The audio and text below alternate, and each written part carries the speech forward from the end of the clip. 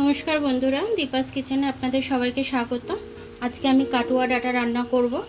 কাটুয়া ডাঁটা দেখুন আমি এইভাবে কেটে নিয়েছি, মুখগুলো একটু চিড়ে নিয়েছি, তার সাথে এখানে একটু কুমড়ো আর আলু কেটে নিয়েছি, আর একটু কাঁচা লঙ্কা পরে আমি চিড়ে দিচ্ছি। এটা পুরোপুরি নিরামিষ হবে। আমি কড়াই একটু পাঁচফোড়ন দিয়ে দিলাম, দুটো তেজপাতা দিয়ে দিলাম, একটা শুকনো লঙ্কা ফোড়ন দিয়ে দিলাম। এবার এটাকে আমি সুন্দর করে একটু ভেজে নেবো, গন্ধ আসা অবধি সুন্দর করে। কুমড়ো আলুটা দিয়ে দিলাম, এটার মধ্যে একটু নুন দিয়ে দেবো। এবার আমি এটাকে ভালো করে মিশিয়ে দেবো, ভালো করে এটাকে ভাজবো। আমি ভালো করে ভেজে তারপরে আমি শাকটা দেবো। কাঁচা লঙ্কাটা দিয়ে দিলাম,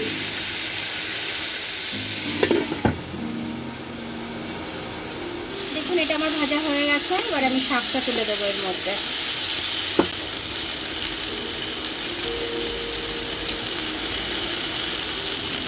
একটু নুন দিয়ে দিলাম আমি এর মধ্যে।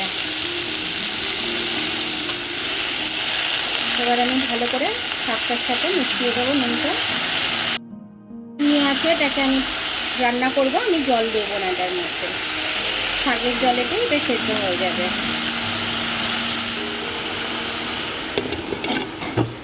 এবার এটাকে আমি চাপা দিয়ে দিলাম, আঁচটাকে আমি ধিমি করে দিলাম। এবার আমি ঢাকনাটা খুলে নেবো, একটু খুলে দেখে নেবো শাকটা কী হলো। কিছু মোমের মতো সেদ্ধ হয়ে গেছে, মোমের মতো একদম ডাটা ফাটে সব সেদ্ধ হয়ে গেছে আমার, একদমই গলে গেছে। এবার আমি এটার মধ্যে একটু নুনটা চেক করে নেবো, নুন লাগবে এতটা নুন দিয়ে দিলাম আমি।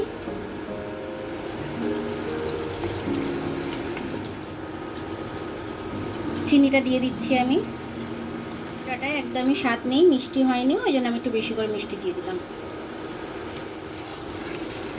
এবার আমি ভালো করে ওটাকে নেড়ে নেবো, তাহলে আমার শাকের তরকারিটা হয়ে যাবে। এবার নামিয়ে নেবো আমি।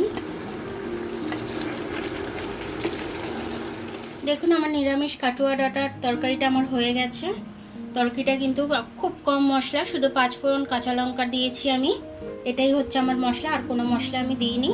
আর একটু নামাবার আগে নুন মিষ্টি একটু স্বাদটা বুঝে আমি নামিয়ে নিলাম। তো আপনারাও এরকমভাবে আমার রেসিপিটা ফলো করে নেবেন। এটা কিন্তু খিচুড়ির সাথে খেতে খুব ভালো লাগবে, ভাতের সাথে তো ভালো লাগবেই। আর এটা একদম পুরো নিরামিষ। আমার ভিডিওটা দেখার জন্য অনেক অনেক ধন্যবাদ। আমার ভিডিওটা যদি আপনাদের পছন্দ হয় তাহলে লাইক, সাবস্ক্রাইব, বেল আইকনটা একটু টিপে দেবেন।